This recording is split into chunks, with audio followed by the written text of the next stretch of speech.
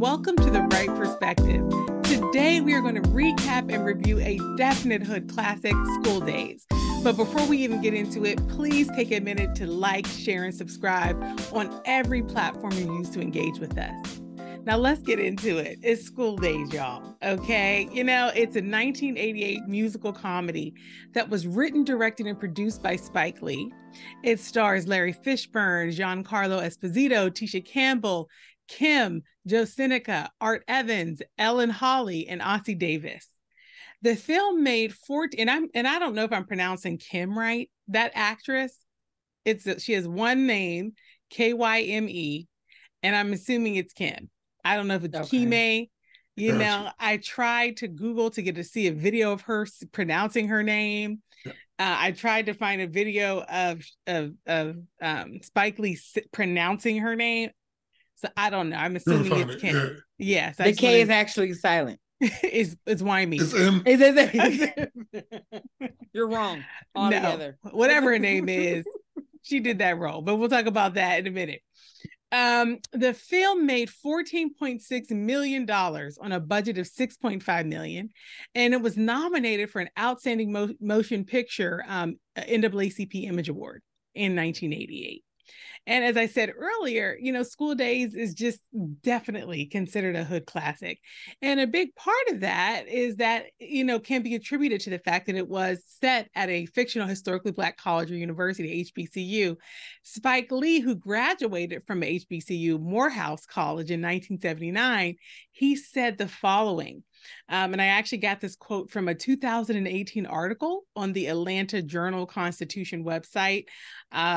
They were in Atlanta at the 30-year anniversary of the film. They were doing a big showing at Fox Theater, wherever that is. Do you know where that is, bro? Yeah, it's right. You know, it's basically downtown, you know, Buckhead, like in the middle. They acted like it was a historic theater. Oh, like yeah. They were like it's Fox a really Theater. Yeah, it's a historical theater. They have a lot of big shows. Yeah. And it was a big deal the way they were promoting it, and they were talking about, and this was in 2018. Okay. Mm-hmm. So I'm looking at this old videos and content. But what he was one thing I wanted to tell you all is that he was expecting for the show to be very interactive. And I was just thinking about our last experience with the Rocky Horror Picture Show. Oh, right. And right. y'all, he referenced the Rocky Horror Picture Show in this particular interview. Wow. He was like, you know how the Rocky Horror Picture Show, people are talking at the screen? He was like, that's what this is going to be like, because I already know people have this movie memorized and stuff like that. And I was like, hey, first of all, that was our idea. Okay, to have more specifically, it was my idea. That's Aubrey Wright's idea. You see how the she Wright was Perspective. trying to take your idea like that? Co-opted. She had her name on there. But second of all, it just sounded like it was going to be so much fun, because he was talking about like people are always coming up to him like quoting the movie and stuff. So, but anyway, so this is a quote from that article and video interview. And if you want to look it up, the article was called Spike Lee and How School Daze Made Black Colleges Matter. Right. And again, it was written to celebrate the 30th anniversary. And Spike Lee said, today, 30 years later, people still come up to me and say, Spike, you're the reason I went to a Black school. I didn't even know there were Black schools. You're the reason I went to college. You're the reason I'm in this job. That film really changed people's lives. Wow. So for some, that one aspect of the film's legacy would be enough to consider this movie a classic. But today, we will determine whether it is a classic from the right perspective. We'll do a recap, we'll discuss the movie, and then we'll take a vote using a voting symbol that we have picked for this discussion. But we always start with intros, and today, special intros, because for our video audience, you will notice that we are all repping our institutions of higher learning, because we are a HBCU family. Yes, indeed. Okay. So bro and sis, as we go through the intros, I would invite you to also give your institution name and your year of graduation. My name is Aubrey Wright. I'm the oldest. I graduated from Morgan State. I started going in 96, graduated at some point after that with a business management degree. I am Genia Wright. I'm middle. And I went to Howard University, class of 2003. And my degree was in public relations, which was journalism. And then it was a minor in business administration. Yes. Hi, everyone. I am the youngest. My name is Brittany, and I graduated from Tuskegee University, the amazing university in Tuskegee, Alabama. I have a dual degree in business administration and sales and marketing. I graduated in 2008. Yeah. And being awesome. Yes. Also, have a degree. She's been certified in awesome a long time. Certified Period. A graduate degree. That's awesome. Right. She teaches classes in awesome. They call me Dr. Brittany. Well, y'all, people on this podcast, when they listen to us, they're gonna be like, she really has a complex. And I only do this to get on my siblings' nerves. And it's effective. I was going to say mission accomplished. Yeah, it's super annoying. You love it so much. Okay. But y'all, before we get into our format of picking a voting symbol, I wanted to dig in a little bit more on the fact that all three of us went to HBCUs. You know, our family is proudly pro HBCU. And I thought we could talk about this. You know, bro, sis, can you speak to our family's connection to the HBCU community and then your personal connection to it? Sure. Well, if you think about our grandmother on our father's side, Effie Wright, she is a graduate of Bennett. I'm about to say Bethune. I'm like, I was about to say Bethune. She was a proud Bennett Belle. I almost went to Bennett because she was such a proud Bennett Belle. And from there, we have uncles that graduated from North Carolina A&T. We also have some other second cousins, our father's cousins that have graduated from Bennett as well. Our aunt graduated from Bennett. And we have some other cousins that went to Howard, some went to Johnson C. Smith. And so I would say more so on our father's side of the family, HBCU life is celebrated. And for all three of us, when we were in high school, because bro, you went on the Black College Tour, you went on the Mary L. Stone. Yep. So we all went on what Pittsburgh had was called, I don't think it still exists. It's gone now. It's gone. The Mary L. Stone Black College Tour. And I just remember a small amount of the history is that there was a group, they would take some students in a car and they would stay at local people's houses to go visit some of these universities so they can get exposure to them. And then it turned into something more robust to where it's I know for my year, 2 charter buses of young Black high school students, junior year specifically, that go down to, and you travel around. You're gone for 10 days. It was 18 or 20 schools. Yeah, it was that. 2 a day for the 10 days.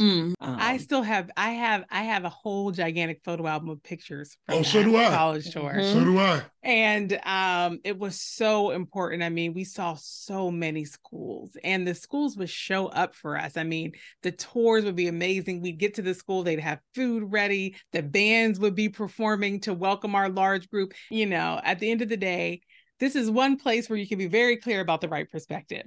Okay. We're not knocking any other school. Listen, get some education, people. That's what I got to say. Get it how you get it, you know. But we're an HBCU family. So let's then get into this movie. I'm happy that the movie gave us a reason to wear our HBCU shirts. I'll admit I have not worn Howard gear in a minute. You know, it's been a good I had this on the other week. That lets y'all know the loyalty, okay? I have Howard paraphernalia around my apartment, though. I do have not it wearing in my it though. home, but You're not wearing it though. I'm not. But so let's go ahead and get into the movie, y'all. You know, it takes place at HBCU. We need our voting symbol. Yeah, let's pick a voting symbol. I have one to recommend. Did y'all come up with, bro? Did you come up with any? I have nothing. Only thing that came to me was just Lawrence Fishburne's head saying "wake up" at the end. I was like, A wake up Fishburne's head. a wake up head, a Lawrence Fishburne head. Well, because that's our only other recommendation, I'm pretty sure mine is going to win. Oh. So my recommendation, that's not great. So my recommendation. Oh, people be hating. That's what this movie was about, though. That's what this movie was about. Oh. So my recommendation for voting symbol is that bell that Dap rang at the end when he was actually saying "wake up, sis." Yeah. So that bell, that campus bell. Oh no, that's a good one. Yeah, that's good.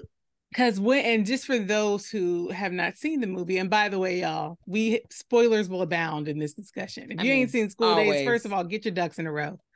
And you need to go ahead and see School Daze, everybody in the world.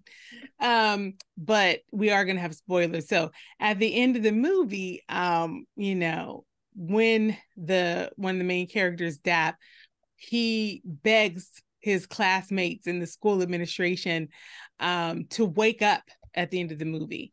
And he's ringing a bell and there's an alarm, ringing. And he actually, that main character, he breaks the fourth wall and he looks at the viewers and he tells us to wake up.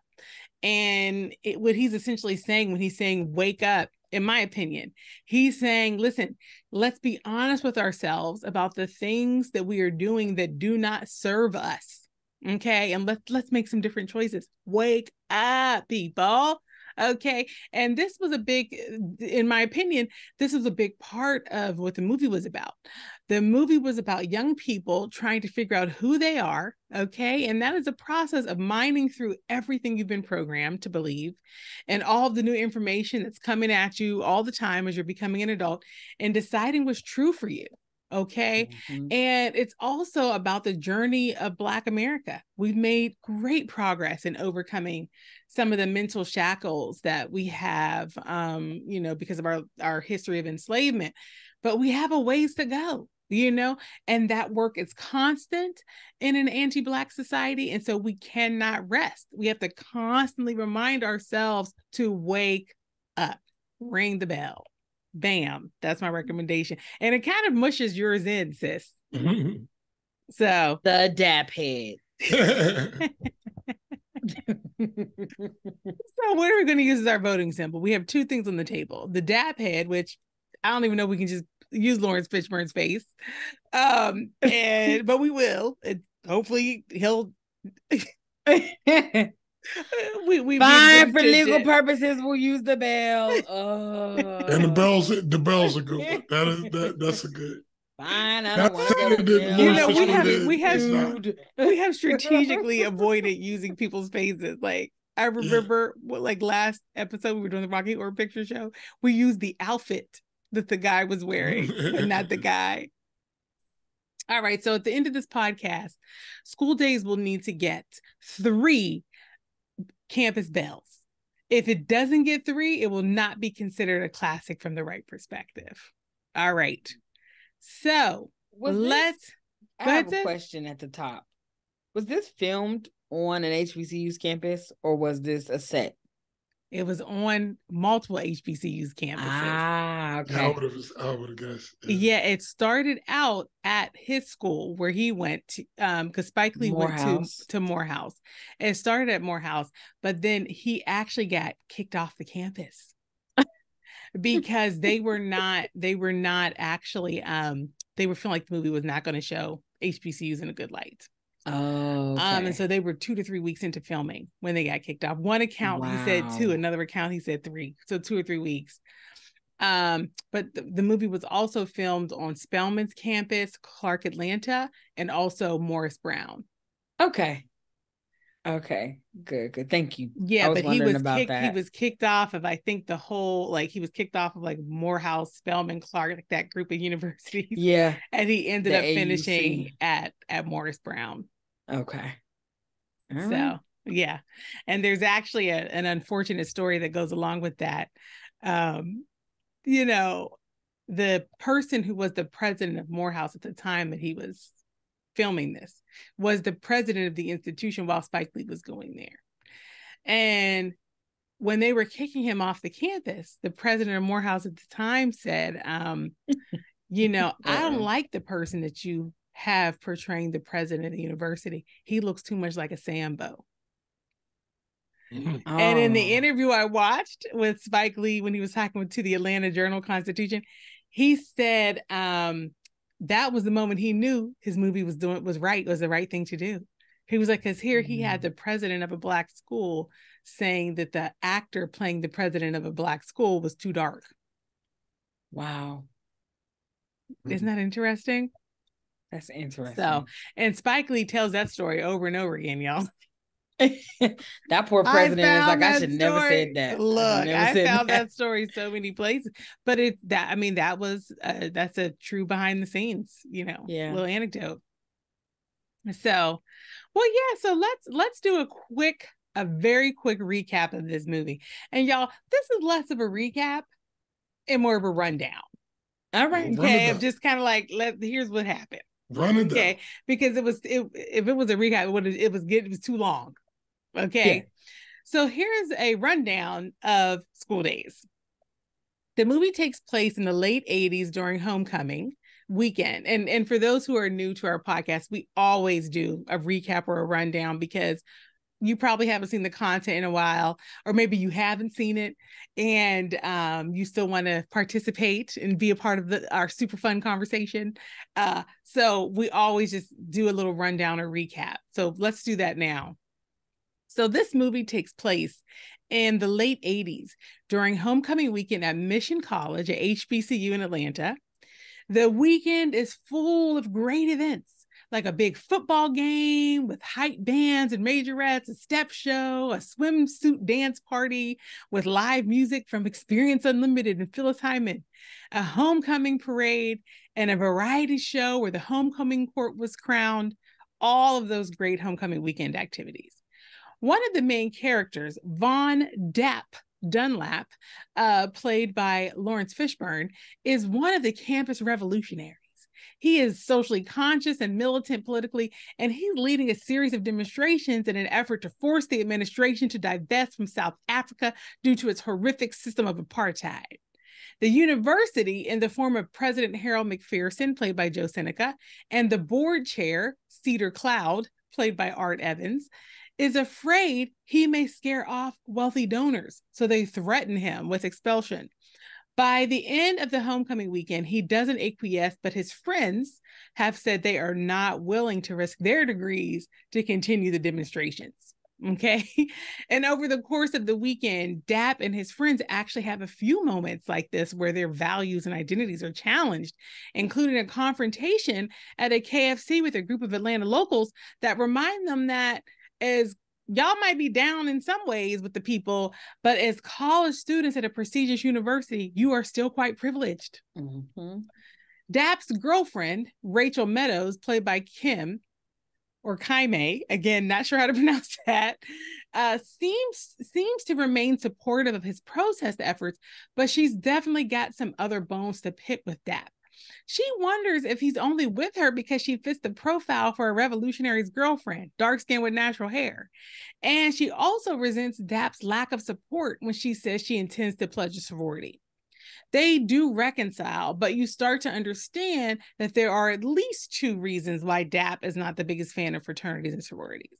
First of all, there's a clear system of colorism that's playing into the fraternity and sorority life, and therefore their entire social system of the university. Rachel and her friends are in constant tension with some of the lighter-skinned women on campus, including a group led by Jane Toussaint, played by Tisha Campbell. And they are, the female supporters, for a lack of a better term, for the fraternity Gamma Phi Gamma, and they call themselves the Gamma Rays. Second of all, Dap's cousin, Daryl, Half Pint Dunlap, played by Spike Lee, he's actually pledging Gamma Phi Gamma, and the process includes physical, mental, financial, and social hazing under the direction of fraternity president Julian Big Dean, Brother Almighty Eves, played by Giancarlo Esposito, and he's actually someone that Dap was friends with, apparently, once upon a time.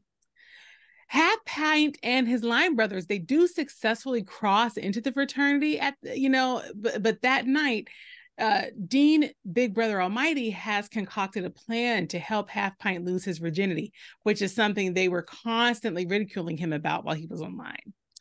Dean Big Brother Almighty asks Jane Toussaint, his girlfriend, to prove her love for him and for the fraternity by sleeping with Half Pint. She does it, and surprise, Dean Big Brother Almighty immediately uses that incident as a reason to break up with her. He has another gamma ray in his bed that same night.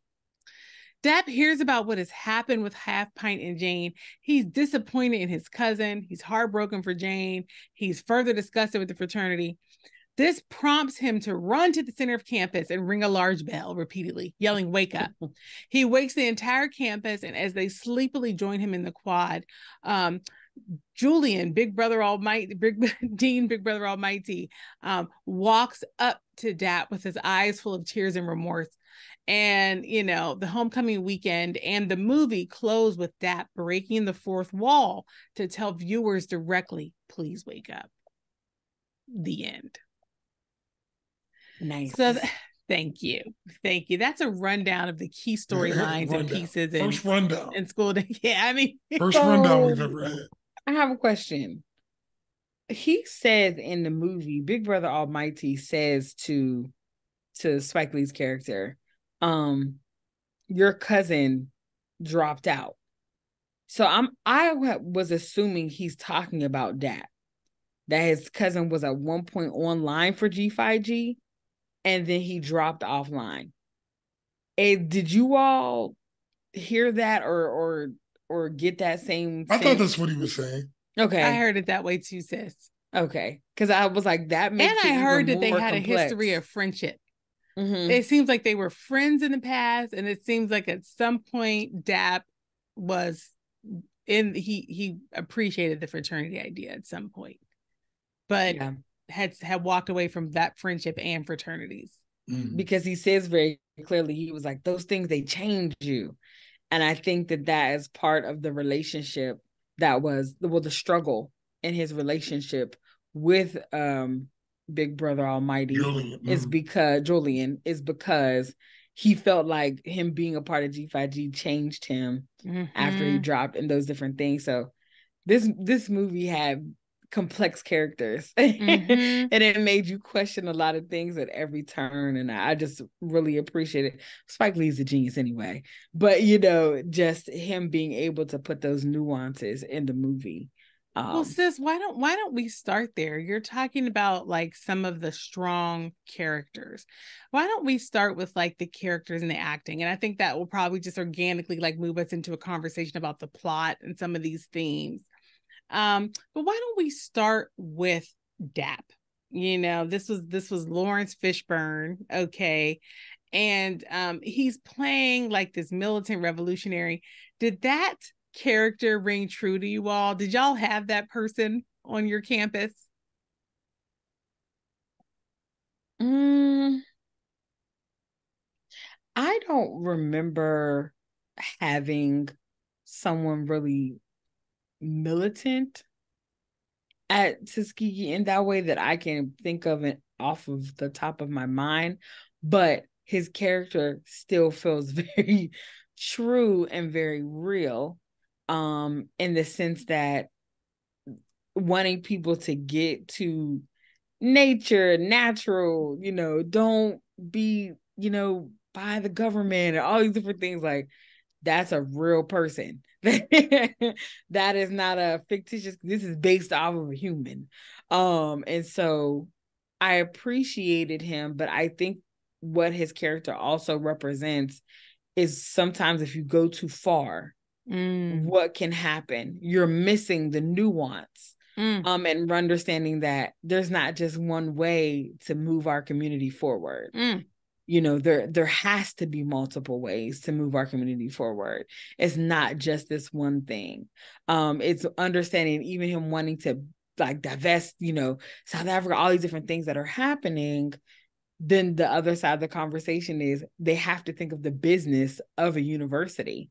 and what that looks like, the leadership of the university. And so sometimes when you're only, again, looking at one side, you don't get a chance to see the full picture. Mm-hmm. What about for you, bro? No, I don't remember interacting with any, super revolutionaries or anything like that. But to be fair, I wasn't really one that, like, I wouldn't have been at any events that, like, I didn't You attend. weren't well integrated into like campus life and stuff. No. I was not. Well, yeah. So I'm just saying, they might have been there and I just didn't meet them. Well, if y'all didn't have any, it's because they were all at Howard then. Because I thought that was part of the admission process. Right. For Howard. How black are you? No, Yeah, because it wasn't everybody. It wasn't everybody, but there were definitely groups on campus, and a lot of people that were clear on these kinds of perspectives of like specific social change strategies, and I remember while I was at school at Howard, there was a big move to apparently our caterers were Sodexo Marriott for the whole university. And Marriott has, they invest in private prisons, or they did at the time. I don't want to speak to what they do right now, but they invested heavily in private prisons. And so our, student, associations, they were mobilizing with, for the university to pick a different caterer. You can't be saving that much that you would not, use your values to make this financial decision. Man, we had Sodexo. Yeah. We had Sodexo. See, yeah. Mm-hmm. You were saying it earlier. It's about the administration needing to look at the business, consequences. Changes like this, they are so important, but they are also tricky, Can be. And that's a good segue, though, to maybe talk about the administrators. They didn't have no teachers in this movie. James was like, how they do a whole movie about college life with no homework, no professors, no classes, no professors, no nothing. They did a great job, but they did it during homecoming weekend. You're not concerned about any of that. School shuts down on Friday. Right. Like you're and homecoming activities are all week. But did you go, sis? Did you participate in homecoming? Listen, when I was watching this, I was like, man, I remember step shows. Step shows are so much fun. To see whatever theme. That would have been a really bad one, though. Right. That would have been great. A fight. That's no fun. But watching it, it made me remember, like, one year BT came to our homecoming, who were the individuals that were going to be the different artists that would be there. And then, just throughout the week, you're just having just these different events. Stuff always, I know for Tuskegee, even just during the regular week, the yard from 12 to 1 was always popping. And so homecoming, we always had our DJ out there. And so, like, homecoming is even more, because now you have alumni that are showing up on Thursday and Friday. People are walking around, So in my mind, I'm like, yeah, this is definitely homecoming weekend. No one is concerned about homework, and you're going to be seeing probably some of your professors in rare form. So be prepared. They're going to have their Greek paraphernalia, or they're going to be at the football game, with some alumni if they were alumni, just having a good time. Like you're homecoming weekend at a HBCU, like, it flips everything upside down. So I could see there being no teachers in this movie. Yeah. No class time, I guess you could say. Yes. And bro, what about you? Did you participate in like homecoming activities? I would go. I went the first year I was there, I went to the football game, and I was there for like 15 minutes. So I was like, I'm not, I just left. And so that was the last time I've ever been to the football game part. But I would go to the parties at night. But I think that was it's interesting. I remember and I don't know how I'm going to vote on this movie. It's very, this conversation will speak to it. But I remember enjoying the movie a lot more when I was a kid, and I haven't really seen it since then. Oh, really? But yeah, I haven't seen it since, definitely since before I went to college. Mm-hmm. That's when I saw it last. You know what I'm saying? So, but School Daze was a staple in movie watching in that time. It was one of those movies that at Thanksgiving or where if there were people congregating, it might get put in. You know what I'm saying? Like School Daze might have got put in the VCR, the VHS, at that point. VCR. So I really enjoyed the movie in that sense because it was really a cultural thing. But it's funny, like watching it now, none of it really tracked onto my experience. So it was hard for me to like even and maybe it's because of movies like School Daze, but like when I went to school, we were all it just felt like we were a bunch of college kids. Like there was no factions of, I mean, there were certain sororities that kind of had the same swag. It's, they're frats who got the same swag, and they might talk stuff during the step show or stuff like that, but it wasn't like, people ripping people's weaves out and stuff like that, or just, right. Exactly. It wasn't that heavy. You know what I mean? It like my experience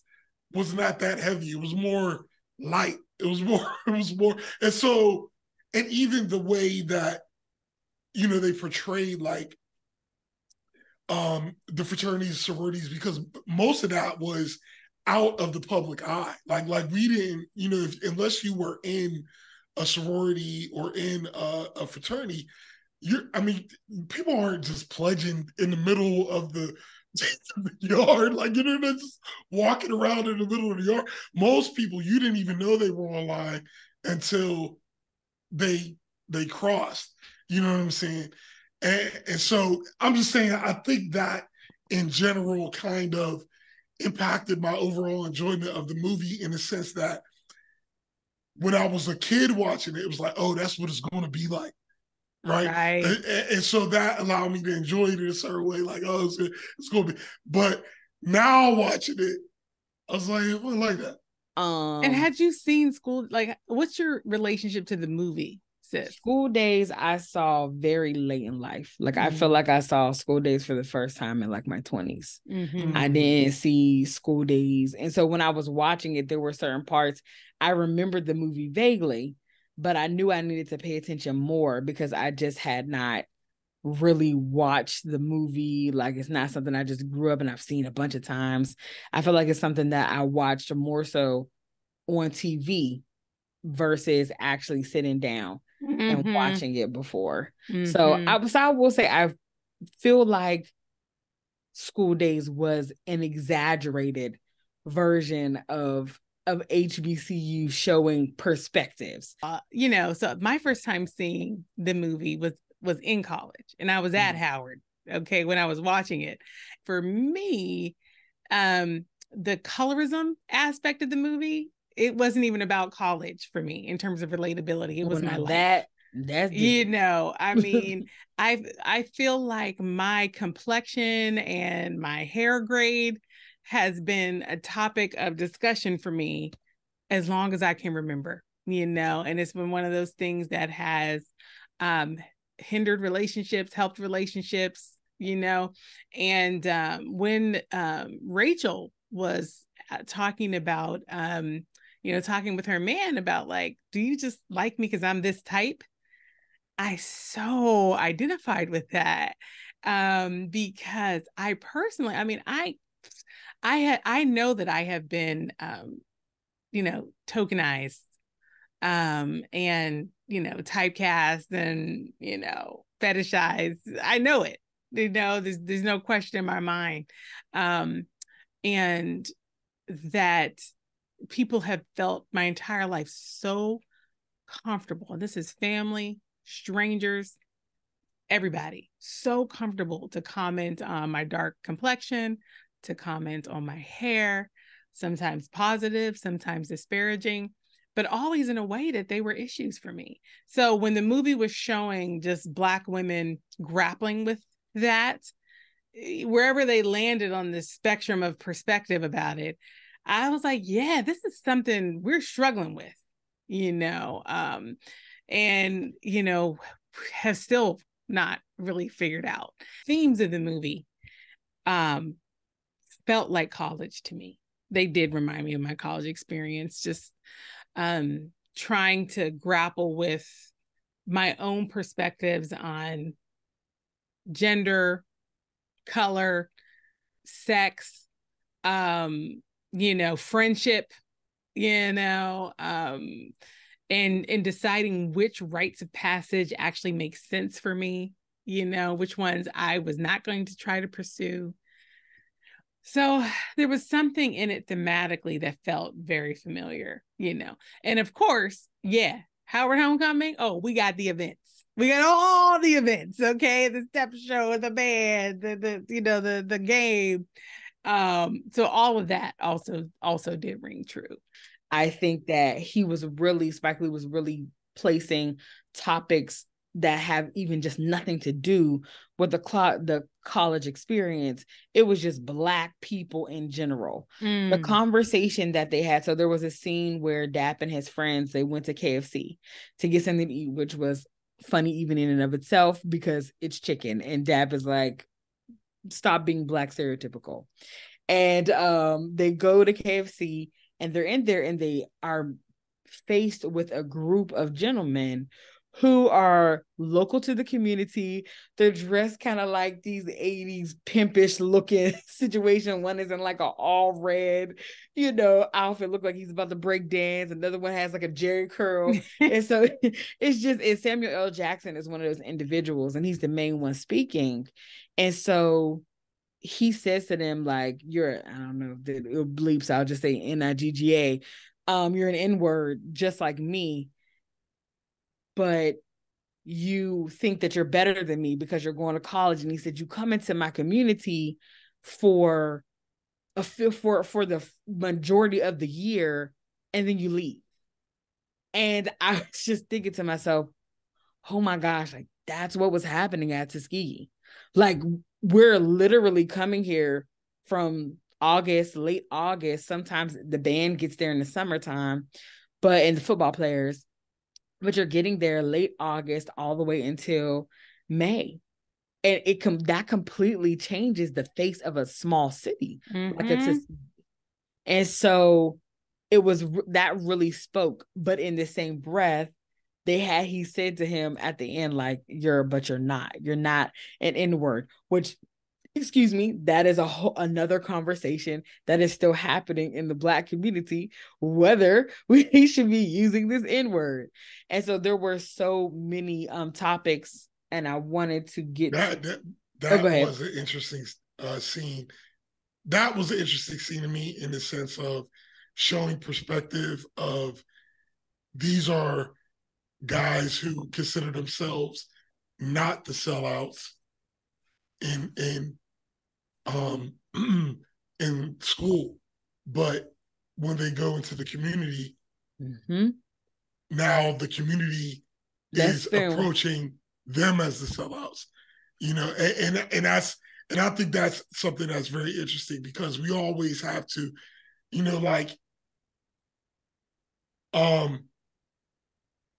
for example, it's like wherever you are in this country, socioeconomically, you will feel, and rightfully so, or however you want to feel, you might feel disadvantaged. But then you go visit other places and you realize, like, my goodness, like I have all the opportunities that these individuals would kill for. Yeah. And so I'm just saying that was an interesting part to me. While I was watching this movie, that interaction was, I thought that was cool. It was so deep. It was so good. Yeah. In that question, it's an identity question, and it's like it's a question of like, and Brittany, you said it. It's like, what does it mean to show up for Black people? What does it mean?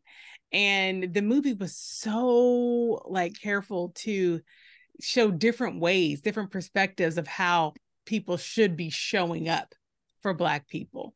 There was an exchange between DAP and the administrators for the school, where they're talking about their definition of how to change things. And we marched with Martin Luther King, you know, and he's trying to now do a sit-in and, you know, demonstrate against them, against their institution.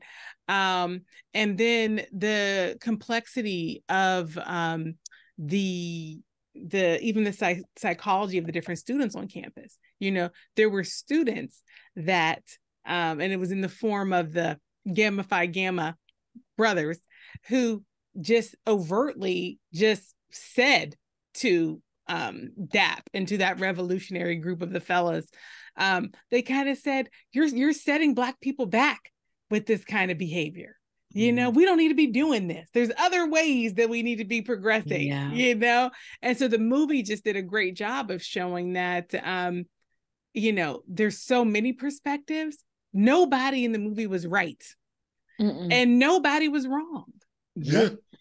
It was absolutely. It was just layers of perspective, you know, just flawed characters that had somehow made their way into a perspective and could not hear the other perspectives fully for whatever reason, you know. And that is something that is very prevalent since the dawn of time, probably. But but I'll say that's one of the biggest things I've really worked to do in my life, is to, as much as you can, step out of yourself and try to, even if you can't, even if the other person's experience is so foreign that you might not really be able to grasp it fully, but you could grasp the fact that they have an experience that you don't have. You know what I mean?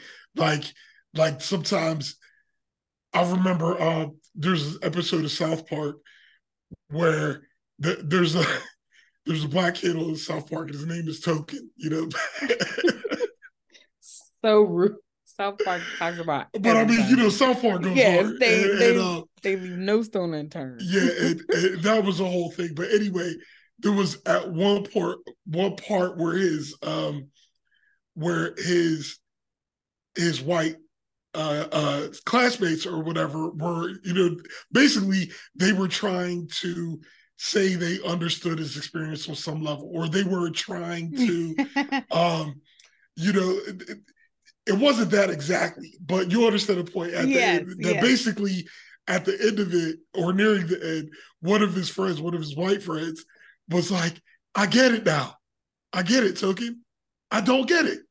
I get it. I don't get it. You know, and I just feel like that's what this movie, one of the things that this movie was just trying to show is that, like, everybody has their reasons why they've arrived where they arrived. That's right. And all those reasons are valid. And even if you don't, or can be valid, you know what I'm saying, based on how the person is explaining. If you can't understand, it's important to understand you don't understand sometimes. That it allows you to be able to embrace the person more when you realize that I get it, I don't get it. You know what I mean?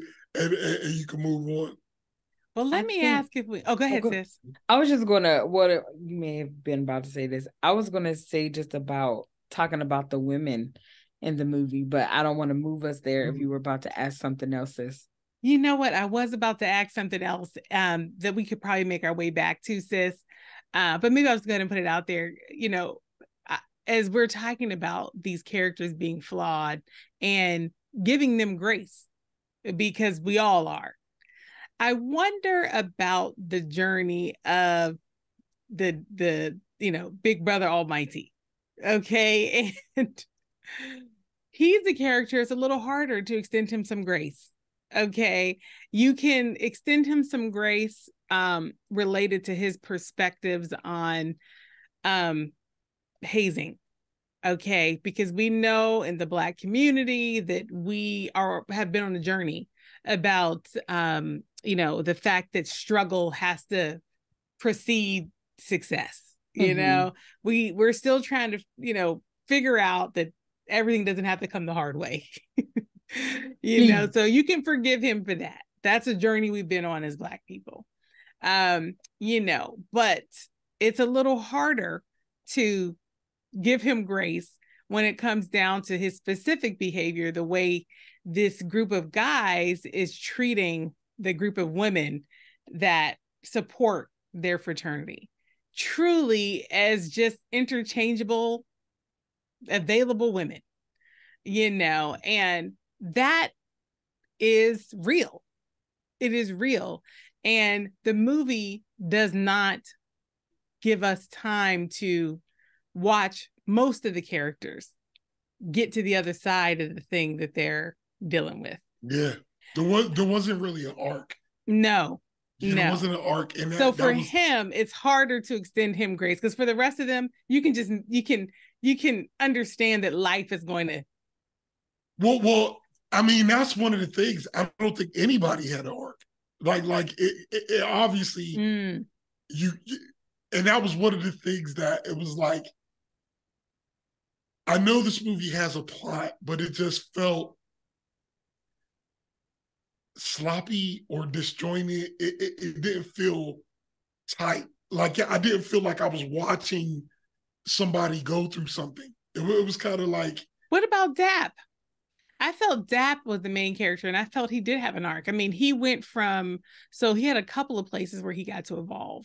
He, at first, we got to see him be kind of like, oh, I'm against fraternities and sororities, to being able to support his girlfriend in pursuing a sorority. And he had been supporting his cousin in his fraternity pursuit the whole time.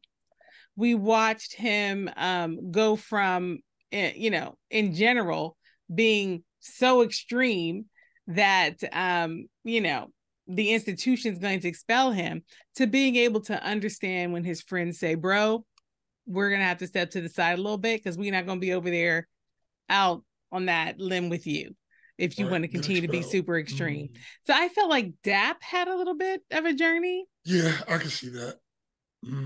But I think for the others, it really did feel like it was like a weekend. It was almost like a slice of life, more than it was a story, being told for the other characters. It was just like a peek into what their experience was, kind of like a pull back the curtain. Yeah, and that's But when you look at movies like Friday, which I feel like was the same situation where it's not an exact plot, but you're just looking at these people for a day, but it was still, the story was tight. It was just like, I felt like, okay, now we're at a coronation, right? now we're now we're at a football game, right? And we can't see the field. Like it was just, it just felt like, and again,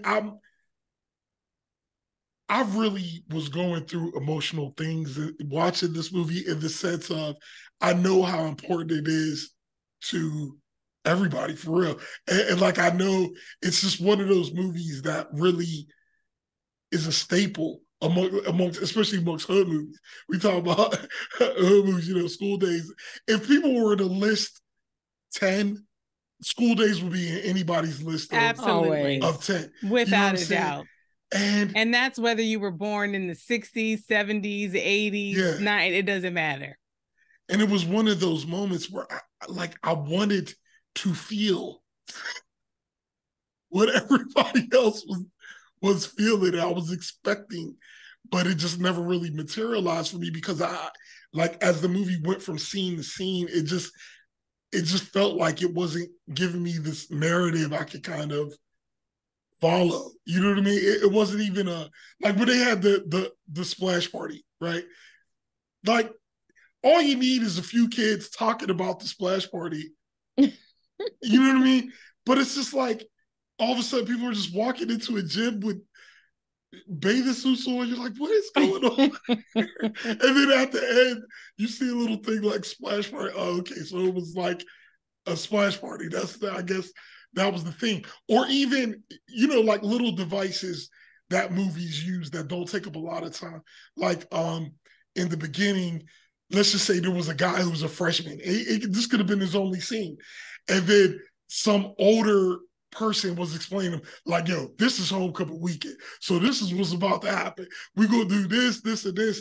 And even if we never saw them again, you will understand like, oh, what's going on is we're showing a homecoming weekend. And you know, it would make the story feel. And they even had a character they could have used, which was the student government person, which I did identify with again. Even by had the a way, character they can use. I thought that was so real. Just that student government person. That I was that student government person who just, you know, you're just trying to keep things moving. Yeah. You know, you can't. You have to advocate for the administration. You've got to advocate for the students. You're somewhere in the middle, but you just got to keep he was in the middle moving. of everything. Yes, but you just got to keep it moving. So yeah, that would have been perfect. Yeah, he could have been the one that was like, guys, we have a lot to do this weekend. It's, you know, that's such a good idea. I'm just so mad it's not in the movie. Yeah. That would have been perfect. Like him in a room of his fellow student government people. Like he could have just been running down like, look, this is what we got going on. We got this, this, and this. And that doesn't even have to take a long time. And it could have took away from some time of like the good and bad hair montage, which, I mean, the number, which I was like, it felt like I was 10 minutes in and they were still singing. I'm like, it feels like this song could have been reduced by at least 60%. Sis, like, I understand. Segue to what you were going to talk about the women. Well, yeah, I think it's the women and the men showing these dynamics. And I'm showing pictures, by the way, you all, as we're talking. I have this amazing book called Spike. And it came out, it's by Spike Lee, and it's literally like it's a photographic history of his entire journey to this point. It just came out like last year. And this is actually an autographed copy because I went to go hear him speak when the book came out. But I want to really recommend people get this book. It is so full of these beautiful pictures of all of his movies from behind the scenes and his life. And so I'm just showing a couple as a teaser. And that was another scene right there at the coronation. Like, it just came out of nowhere. And all of a sudden she's performing. But there was no context. It was just. It was like, coronation. We needed music. And I'm so confused though, y'all, because I'm not going to lie to y'all. I felt like somebody did say, oh, we're getting ready to go to the party. They said not the party, but the coronation. And I do remember the girls getting ready for the coronation. They said they were getting ready for the coronation. Yeah, I don't know what the coronation is. Like what are y'all doing? What a coronation is? Got it. Like they're just all of a sudden everybody was in the audience and just watching them sing. Got it. And it was just like, what are we doing? Mm-hmm. Yeah. And also the we talked about this in several movies, but the age of the characters was definitely taking me out of it a little bit as well. Really? I thought I was laughing to myself. I was like, oh my gosh. I'm talking about these dudes got full grown man beard. But wait. Okay. The only person to me that looked old was Giancarlo Esposito. And I don't know what his actual age was. But I thought they looked college age to me. No, it was to the point where I had to look up Lawrence Fishburne's age, and I did the math, but he was only 27. So he wasn't that far removed from college age, but definitely like there were only a few that looked like they were in college. So, but see, this is my personal opinion, which I've shared before, is that I feel like people that were in high school looked older. Well, I had to just roll with that, bro. I had to roll. Yeah, I was just like, they just look older. I was like, what's happening? If you look at the years and it gets into the 90s, I'm like, oh, people start looking like kids. I was like, well, something is happening to people in the 80s where they look grown in high school. So okay, but y'all have to. This was not as bad as Grease and House Party. It wasn't as, but it was a contender. I'm not good. Like if I was listing them, I wouldn't put School Daze at the top. But if you think Lawrence Fishburne looks like a college student, you had a different college. A college senior. A super senior. He might be I'm super just senior, but saying. He should have been there getting his master's. Yeah, he definitely looked like a grad student. Wasn't he the professor at higher learning? Who was the professor at higher learning? Was it Lawrence Fishburne? Yeah. It looked like he shot that movie Lawrence Fishburne, 5 years after this one. Lawrence Fishburne was like a professor at higher learning, and in like 6 years from of college. Like, what's happening? Yeah, now he's a full pipe smoking professor. Exactly. Oh, y'all, I gotta tell you, it did not strike me while I was watching the movie. And I will also say, bro, everything that you're talking about in terms of the movie, not having, a really, comprehensive set of arcs and, a lot of foretelling, with payoff. I think all of that is true, but I didn't miss it in the movie. I didn't miss it. I felt like it was the story of Dap and his friends in his immediate circle and how their homecoming weekend went. That's what I thought it was. Even the way the movie started with, it said like Friday. Yeah. And it was like Saturday. Yeah. Because it was basically saying, here's what happened to this group on those days. I know, but it was just... I didn't miss it. I'm not disagreeing with you. Yeah. But I feel what you're saying. I feel, and I know I'm the minority, and I'm not even saying I feel, like I said, I'm developing my opinion as we're talking, but I'm just saying like how they kept wiping to another scene. It just felt like y'all could have did something, to just make this feel connected. But it was just like, okay, now we're at the football. Now we're in the locker room and there's a football speech going on. It's like, what? So now it's a sports movie? But 10 minutes ago, we were in a musical. And that was another thing. The movie never committed to me what it was. Oh, I got a trivia. I got a little tidbit on that. I got a tidbit. It was, there was things that were funny. And then there were times where it was like a musical where it was like when they did sang Good and Bad Hair, that was like a musical moment because it was almost like you were going into the psyche of them standing in front of each other and what was going on and what was behind all of that. But then they don't do that ever again.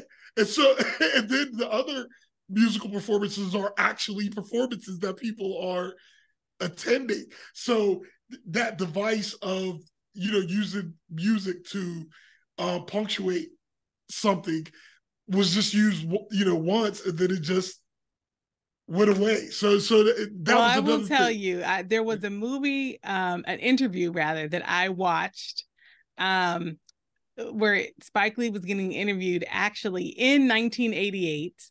Let me see. I'm sorry, I started playing the audio accidentally.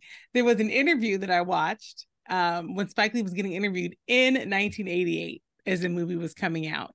And the interviewer asked him about that. Like, some people are calling this movie a comedy. Some people are calling it a musical. What do you say it is? And Spike Lee was like, I don't really buy into movies having to be one thing. He said, I intentionally cross genres. He was like, so if you look at my film, because that was his second film at the time, because he had already done She's Gotta Have It. Mm-hmm. And so that was his second film. And he was like, I am intentionally crossing boundaries. I'm not trying to be in one of these categories. Well, mission accomplished. Mission accomplished. Oh my gosh. Sis, what about you? Like, did you feel, what's your reaction to Aubrey's comments about the movie kind of feeling disjointed?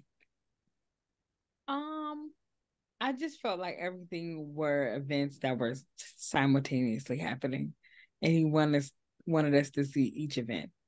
Like, they're at the swim party, but G5G is having their crossing party. It's the day of homecoming football. You have this coach giving a very disparaging speech to the football team. And I think that's something to name for individuals who do attend HBCUs. Like, you go to the football game and we pay attention, kinda, but really you'll see the football stadium begin to empty after halftime because most people are there to see the band. And so it's like, yeah, you could do really great football team. We want you to win, but we really just want this halftime to hit. And so yeah, there was a joke when I was at Howard. There was a joke that people would say, like, man, our football team has amazing GPAs. Like, they are so smart. Like, it's like and Tuskegee, I will say at one point when I was there, was the most winningest team in our division. Yeah. So we had a good team, but it was like, but I'm here to see a band. Yeah. You know, so it was the band. It was the game experience, not the game, for real. So I thought it was maybe that's why they didn't show the field. I bet that's what it was. That wasn't it. You didn't need it. You just needed everyone's expressions. But I'm saying even those parts of it, like the bands that they showed and like the step show that they showed, I just feel like if you're going to do a movie representing these things, like those experiences are much more explosive than they were shown in that movie.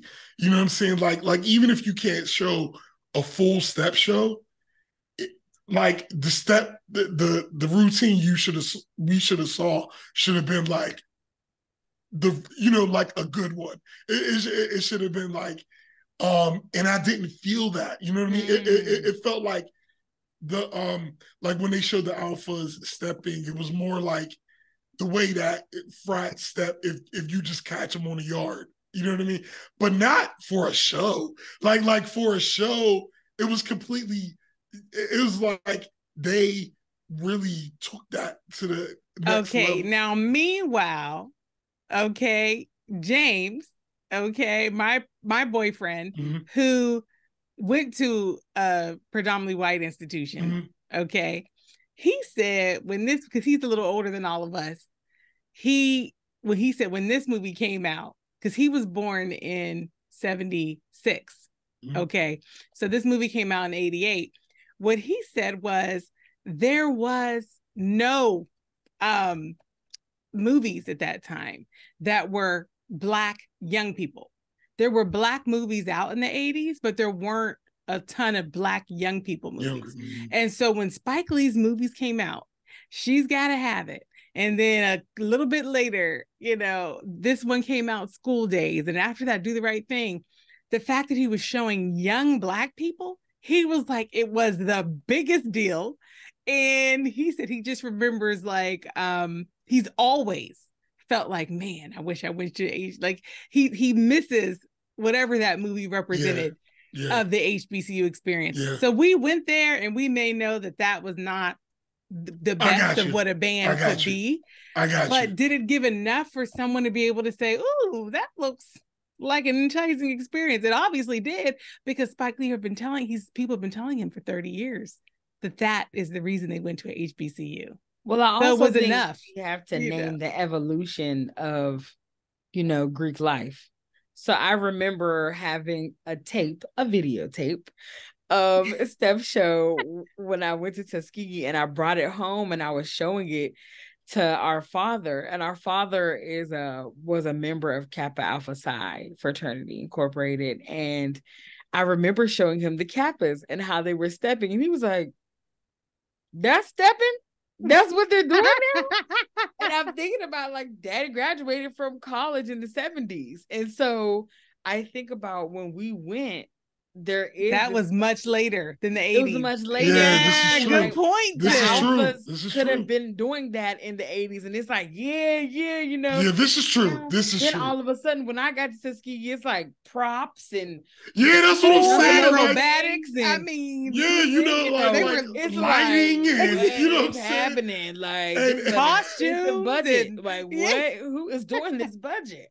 And so I think that that's something to name. Thank you for that, sis. But I do want to go back to what I was going to say earlier about the dynamic of the men and women.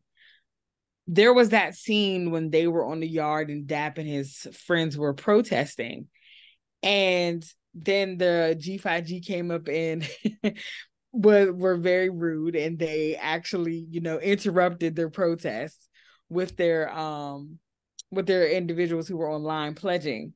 And I was watching the men and how it was ready to be this rumble because of a difference of opinion. And I was like looking at it like how men are ready to like defend territory in this way of like, I'm ready to fight you. Like there was no conversation. Dab and his friends were ready to fight the G5G. And I was just like, this is so interesting. But then you go back to the women, and it was this exchange of words and looks. And they were never about to get into a fight, but it was more so about who can say something the worst. Because that's how we're going back and forth with each other. And I also wanted to name that between the wannabes and the jigaboos, it wasn't necessarily only about skin. It was more so about hair, because that's what that song was about. Because there were dark-skinned wannabes, and there were lighter skinned whether jigaboos. You're dark or you're fair. Whether you're dark or you're fair. Exactly. And so I wanted to make sure to name that as well, that we're talking about even a hierarchy when it comes to hair. And so that is something, of course, that is still named. And so you have a lot of individuals now in the natural hair community where there are so many people who may not know how to take care of their natural curl pattern because they're learning something from a more loose curl pattern versus theirs being a little tighter. And so there's still, this conversation is not dead. This conversation is still happening when it comes to hair and what is supposed to be the best kind of hair and what natural hair looks like and all these different things. And even there just being a fight to be able to say, I can wear my natural hair how it's growing out of my head, even to the workplace, right? There are laws that have had to be put into place. The Crown Act, and in certain states where, yes, there shouldn't be any discrimination towards your natural hair. So and to go back to the men, the third dynamic was to undergird your point. Right now in 2023, the year of our Lord 2023, there are still newscasters, Black women, who are doing big reveals of their natural hair. Because it's like, to be in their industry and to not have straight hair is still the revolution. It's still the revolution. Whoopi Goldberg is like, I don't care about none of y'all. I'm over here. Shout out to Whoopi, honey, being gorgeous and showing the natural from day one, period. And to go back to the men, the third dynamic that was in there was the SGA guy. And so I was just watching this. I don't even really know how to describe it, but I was just like, this male energy or Black male energy that was happening in that moment. I appreciated seeing that. I experienced it differently. Like, I appreciate what you're saying, that the tactics were different, that for the women it was like psychological warfare, and then for the men there was like the physical domination piece. But I also thought that in all cases the movie was, I thought, super realistic about the fact that more times than not, Black people, we de-escalate ourselves. Which is not what you always see in the movies. What you see in the movie is always the escalation to the point of the full confrontation.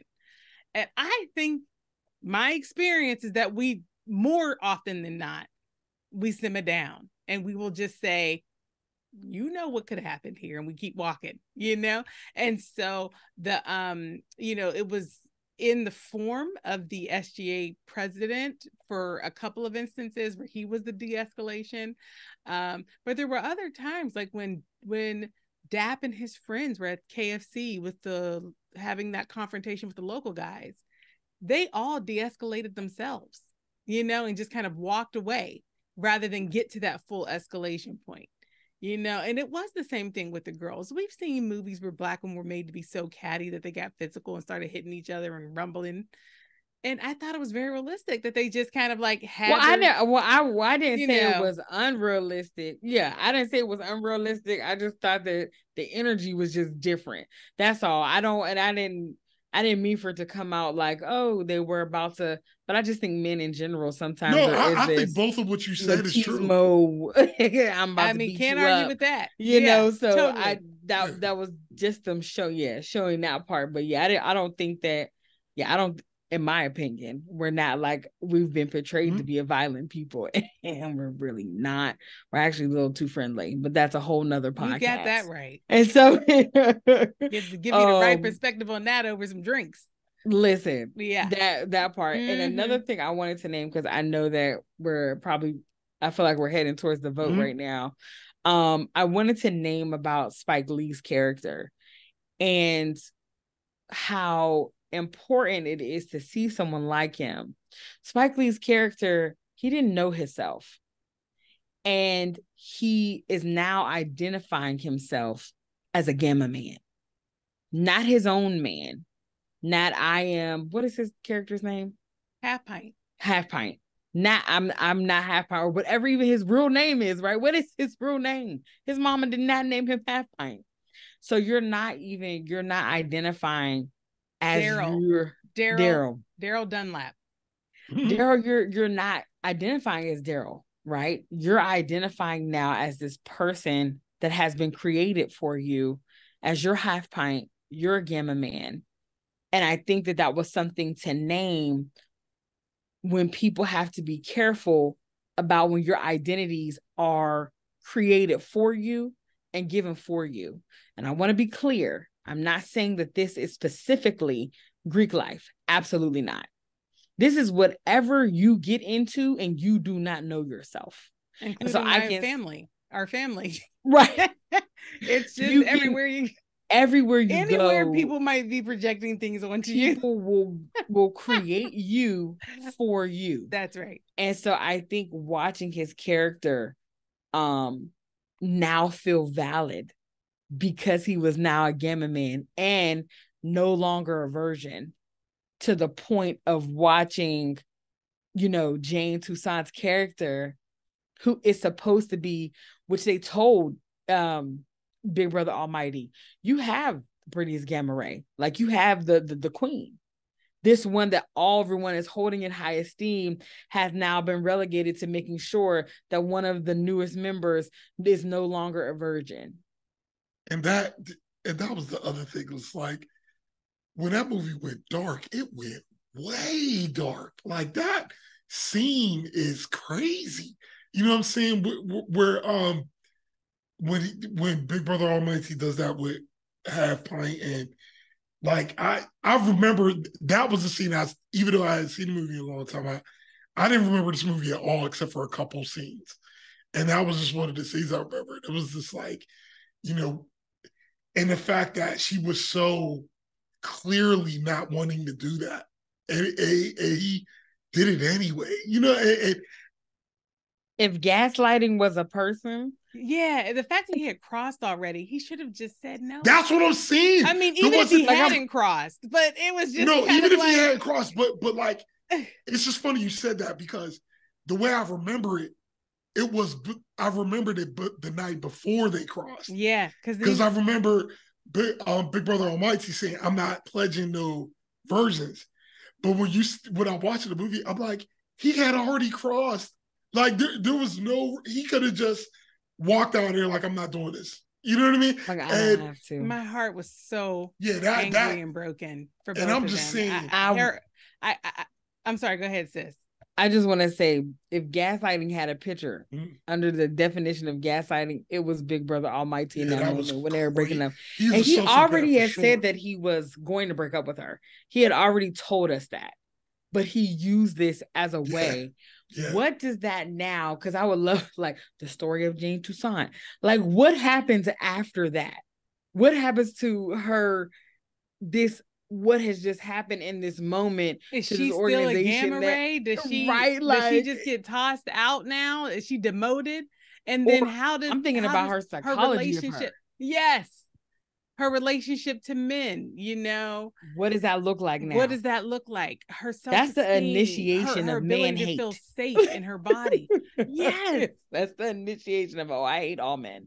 All men are trash. You're making me think of, there's this scene where Dap goes to one of the female dorms because he's trying to get Rachel to forgive him because he had been closed-minded. You know?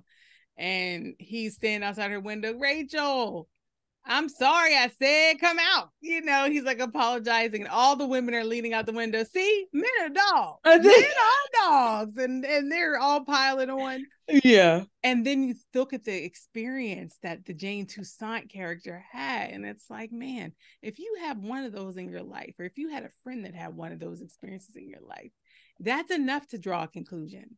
Because it was just such an awful moment. It was just like, but that's actually a good segue for me to kind of share something I thought. And again, it's like, as much bro as I what you're saying about the movie being disjointed, I cannot disagree with it. But at the same time, I thought these characters were so well developed. I cried for Jane Toussaint when that happened.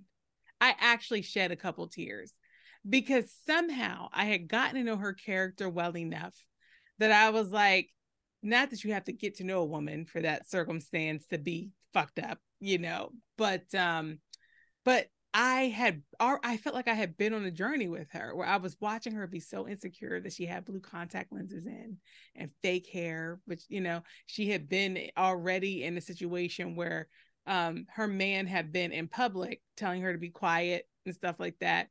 And then she finds herself in a situation where she has a space in life where she feels like she's at least superior and maybe she's got this thing figured out, and then come to find out she's being used like a sex toy, and so I went on a journey with her, and I felt like there was enough for her character that I went on a journey with her. I went on a journey with Rachel, Dap's girlfriend, just in terms of her grappling with her identity and the way that people relate to her. And how she wanted to spend her time and energies and figuring out how those things melded with the person she was trying to become. I felt that way about Dap for sure. Even with Dap's friends, you got to hear them talking about some of the complexities of being in their space in life. So I thought the characters were just well written, well voiced. And just in terms of the acting, I just thought everybody was really strong. And maybe that is what kept me from feeling the disjointedness that I definitely agree with was there now that you're saying it. But in the moment, I'm on the ride with these characters, y'all. I was like, woo! I was in it. I mean, I didn't like anybody in the movie. What about the fellas? You ain't like the fellas? No, I didn't. The who? The fellas. No, I didn't. Like gave them their own little name. No, they're called the fellas. Man, no, I like didn't. The fellas, yo. They're Grady, Monroe, Jordan, Edge, and Booker T. That's their names. You mean all those grown-ups? No, and just like that. And Dab was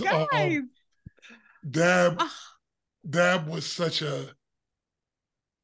I would have liked that, but then just seeing him outside that window begging, I was just like, "What is going on?" Like, and just I specifically knew you were not gonna like that scene. Yeah, I just how everybody was. It's okay. You just gonna stand there while everybody's hanging out the window. He didn't care. He didn't care what those other people were saying because he wanted his woman. He wanted his woman back.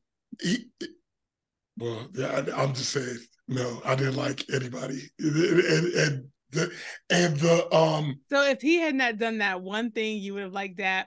If he had not gone to the window to ask his girlfriend to forgive him. The way he was going at the end didn't make me feel that he had gained new understanding. It made me feel like he was broken. You know what I'm saying, in certain ways.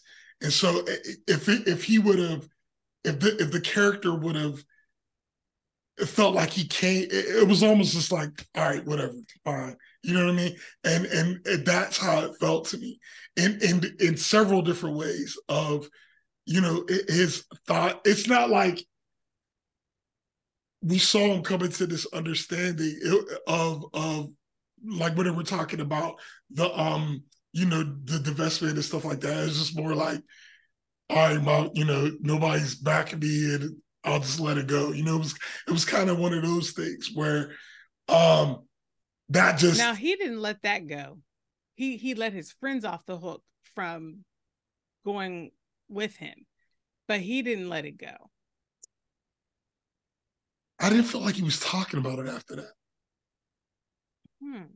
You know but what I'm saying? In that moment when he had that confrontation with his friends, when he was like, yeah, no. Yeah, he didn't let it go in that moment. With him, and they were like, no, we're not going to. After that conversation, he said, I'm still. I know, but he didn't, you know, once they went to KFC and stuff like that, it was just kind of like. Well, it was only 2 days, and that was the second day. Yeah. And I'm just saying that was I'm just explaining my emotion. And like the way that the confrontation went between him and his woman, even I felt like what he was going through wasn't warranted based on what he did.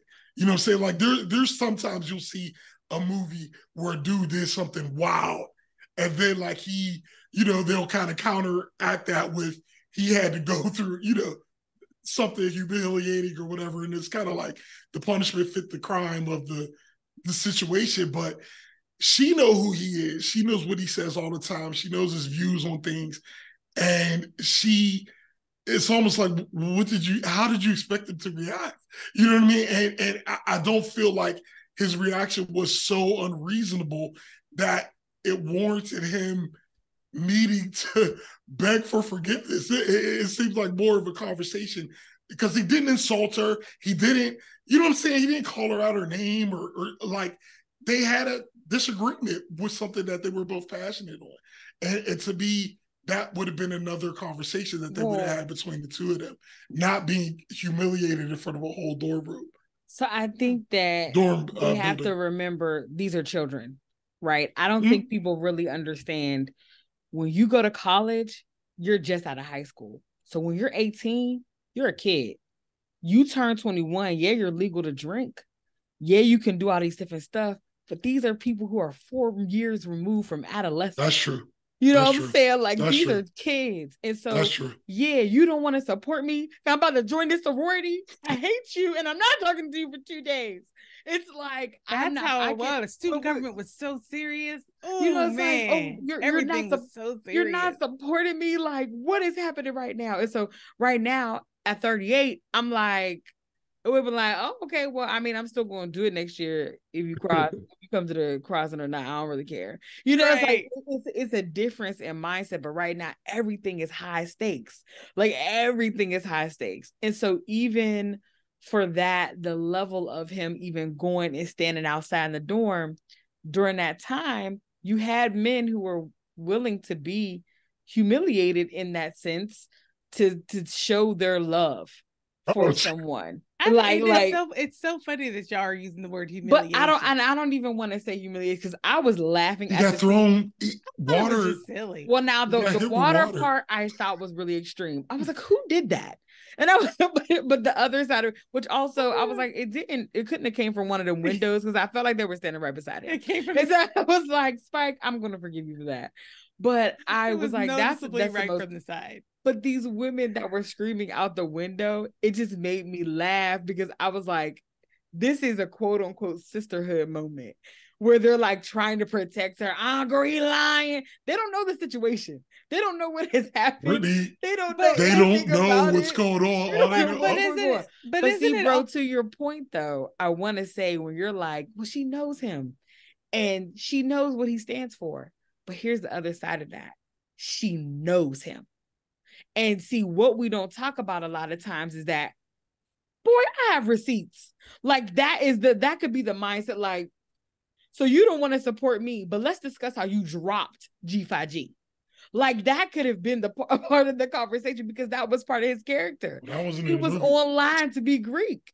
And so it's like, you're getting on me to want to be Greek next year when I'm pledging in our last semester, but you absolutely were trying to do it at one point. And you're coming at me like the way the character is presented.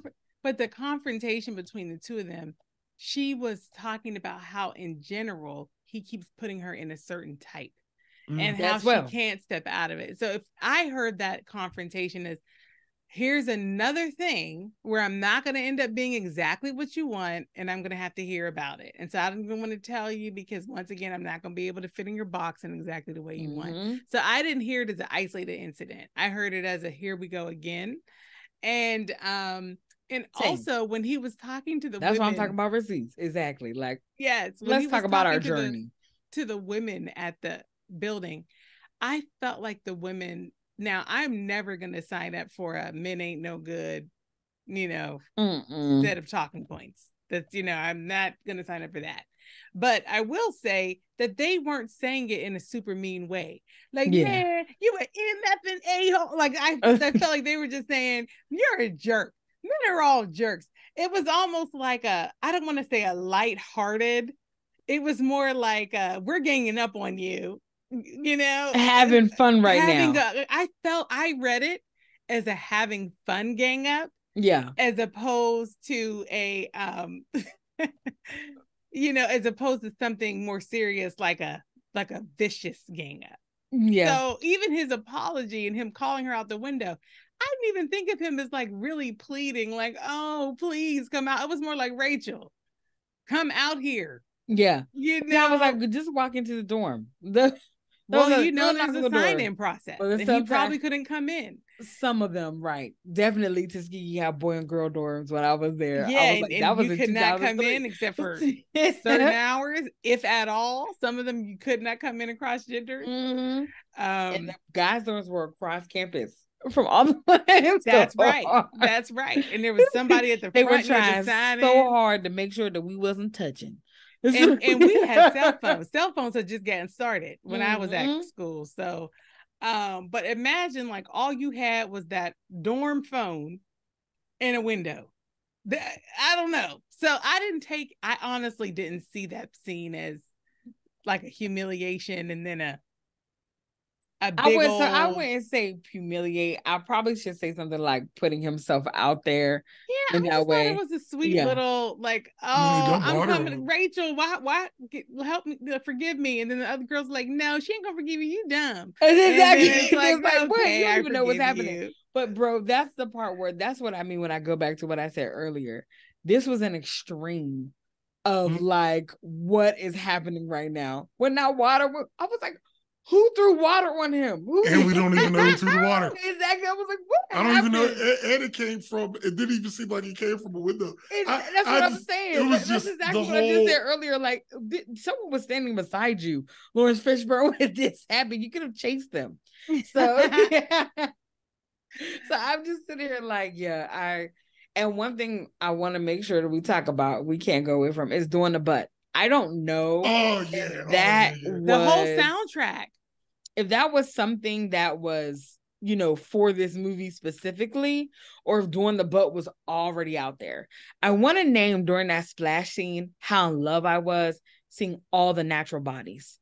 From the men to the women, everybody's body was just different shapes. Tall, short, so fat, skinny, big butts, little butts, no butts. Like it was just even in the main girls, bellies, everything. Yes, different body types.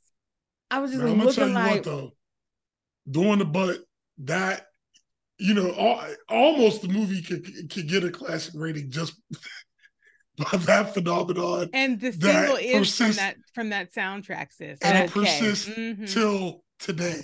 Till today. Like if you put on Doing the Butt right now, that still rocks. When I was watching it, I literally got up and I was in my living room doing it that is a classic in and of itself. So I want to make sure that we talk about what's the name of that group? EU. Yes, they were, Experience Unlimited.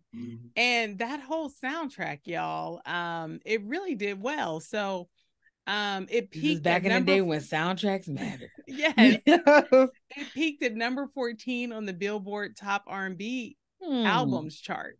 And the song "The Butt" really ranked well. That song went to number 1 on the R&B charts, number 23 on the US dance charts, and number 35 on the US pop charts. That's awesome. Yeah. So, and I want to name that Spike Lee's father, Bill Lee, was he did the overall score, and he produced a lot of the songs. A talented family. Wrote and produced totally. Because his sister was in the movie. Yes. She's been in a bunch of his things. And why y'all never put me in none of y'all movies? It's the same cast. I'll read out some of the songs from why y'all never put me in none of y'all movies? I'm just trying to figure it out. You will be in my movie, sis. And it's going to be called The Jerky Little Sister. And you'll be starring. As long as I'm starring. A biography. The Jerky Little Sister, the Brittany Wright story. Yes.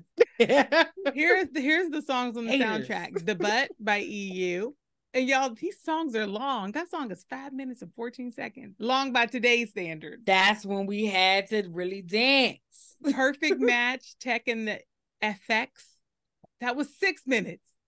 "Be Alone Tonight" by Tisha Campbell. "Straight in Nappy," the Jigaboos and Wannabes chorus. "One Little Acorn," Kenny Barron and Terrence Blanchard. "I'm Building Me a Home," Morehouse College Glee Club. Ooh, that was some powerful opening credits. We should talk about that for a second. Yes. "I Can Only Be Me," Keith John. "One Little Acorn," piano solo. "B1," Phyllis Hyman. Okay. Ooh, so good. "Wake Up," the Wake Up Suite, the Natural Spiritual Orchestra, and we've already said goodbye, "Pieces of a Dream." Good soundtrack. Yeah, that opening, sis, was very powerful. Let's talk about those opening credits. I think that it showed what describe them first, sis, so people can know what it was. Sure, it was the opening, that Glee Club song that Janiyah just mentioned. "I'm building me a home." Sounds just like that. We might get a copyright strike. Exactly how it sounds. But it was different pictures of just Black people from, the early 1900s and the late 1800s, showing them as students, showing people like Booker T. Washington, Frederick Douglass. You're getting a chance to just see some Black history surrounding different, just Black historical figures. And it was very powerful because I don't think there's not one HBCU campus that probably doesn't have, Martin Luther King Avenue or Martin Luther King dorm or I made notes about some of the characters that they showed. They had, as Britt said, they had pictures of like the slave ships with enslaved people. They had Frederick Douglass, Booker T, Marcus Garvey. They had Jackie Robinson, Willie Mays, Joe Louis, Muhammad Ali, Marian Anderson. They had pictures of NAACP, peaceful protests, Rosa Parks, Stokely Carmichael. It just truly was a hodgepodge of pictures showing the Black American experience. And why don't we talk about quickly the dancing part of the movie? Because again, this was not necessarily just a musical. But as we are all about hashtag hood movies and musicals, I don't know if we've had a lot of hood movies that were also musicals. Is this the first one? I don't think there's. Are there even any out there? I don't even, other than The Wiz. It's The Wiz and School Daze. And School Daze. And Color Purple. I think The Color Purple is a hood movie. It's considered a hood classic. That's not a musical, though, dude. Oh, you know what though? I mean, there is singing in there because it went to Broadway though as a stage musical. Yeah, for sure. Well, there's singing in the movie, but it's part of the movie. It's not. It's somebody performing. Yeah, maybe. God is. Well, I will tell y'all. Okay, so let's talk about some of the musical performances. We have the dance montage that you have with the Good and Bad Hair song, and definitely that really, great performance by Tisha Campbell and some of the Gamma Rays at the variety show. Yes. And I'm gonna say in both cases, I thought singing and dancing very good. Yeah, they were good. It was just out of nowhere, but it was good. I was cracking up. I was like, look at these bows. I was looking at those just like, I'm in love with this right now. These bows, these gloves, and these moves and all this different stuff. And, and the hair, the giant teased hair. It was so huge. Yes. So big. And I already flashed this picture, but I'm just going to flash it again of the women dancing. Okay. I gotta say it one more time. Their hair is half the page. Listen, it's big hair. I love it. It's so good.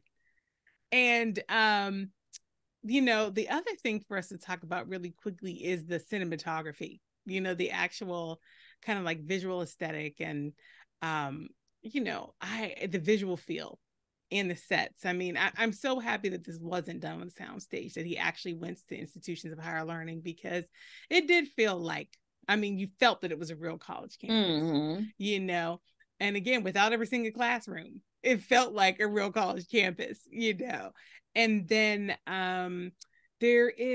Spike Lee has such a signature in the way that he shoots things. When something is a Spike Lee film, he just has a certain look that is so unique to him, and it was real in his first two films, She's Gotta Have It, and then in this one, so I don't know, do you all have any comments on the actual visual aesthetic at all, the cinematography? It was a Spike Lee joint for sure. That's it. Especially signature. Watching Larry Fishburne rise up into the sky, and I was like, there it is. There it is. He's going into the sky. But wake up. He said, "Wake up." Those are the last words spoken in this film, and they are the first words spoken in Spike Lee's third film, Do the Right Thing. And we there's so many tidbits about this film. I won't get into all of them. I think a couple of things that are interesting is that his first film, She's Gotta Have It, had a budget of $175,000. And because it performed so well at the box office, he was able to get a budget of $6 million for this film.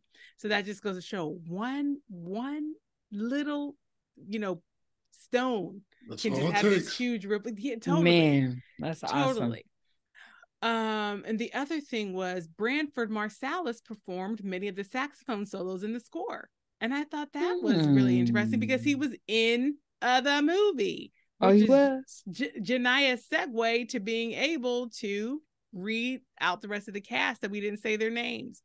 So we talked about Lawrence Fishburne and Giancarlo Esposito, Tisha Campbell, Kyme, and Joe Seneca. There were other recognizable people. Ossie Davis as Coach Odom. Bill Nunn played Grady. Branford Marsalis played Jordan. He was one of the fellas. Kadeem Hardison played Edge. Daryl M. Bell played Big Brother X-Ray Vision. Joy Lee played Lizzie Life. Alva Rogers played Doris Witherspoon. Jasmine Guy, Samuel Jackson, Roger Genevieve Smith, Cinque Lee, Dominique Huffman, Silk Cozart, Kirk Taylor, Eric Dellums, Rusty Kundaleff, Tyra Farrell, George Burt, AJ Johnson, Cassie Davis, Cassie Lemons, and Phyllis Hyman. And these are people that, even if you don't know the name with the face, you know these faces because they were in all the Black films. in that period. So, and, you know, we're going to have to find and create a whole separate space to salute Spike Lee for his contribution to Black film. You know, he was the first film for so many people like Halle Berry, you know, there's just a long list of people where he was the first person to put them on a film. And I had that list and I left it in the living room. So, and I can't go out there because the baby will see me. So next time. Yeah. So, are there any other topics y'all want to cover before we wrap? No, I think it's time for the vote. Okay. Take us to the vote, bro. It's a weird one. I did not enjoy this movie. But I can't say it's not a classic. I just can't. Like I don't even know. I don't even know why. I know we said we won't like do this. Don't do it, bro. Not on principle. But don't listen, do it on principle. But I'm not. But that's what I'm saying. It's not that. It's just. It just is. I don't know. Yeah. Like I won't watch it again, but it's like if you, I mean, like we talk about doing it, but that is ubiquitous amongst the entire community, intergeneration. Like, how can you not? You know what I mean? So I just.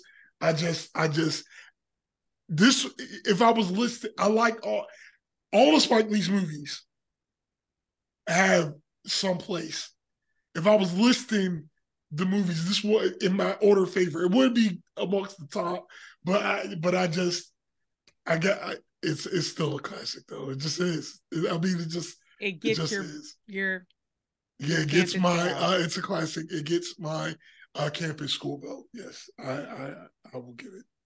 Well, this one was tricky for me, okay, because this was one movie where I was probably appreciating it more than I was like loving it. You know what I mean? So it was like, Spike Lee, yes, get that message out there, Spike Lee. Yes, raise those questions. Yes, be transparent about that. I was like, how did he manage to have, in a significant enough way that it would merit discussion, raise questions about colorism, tokenism. He raised questions about gender relations, power relations within romantic relationships. He talked about fundraising for Black schools. He talked about he showed the challenge of administration and student dynamic. I couldn't believe how many messages that he got in there in a way that was solid and not just thrown in. Because of everything I've named, this movie does get my schoolhouse bell. Well, I appreciated this movie.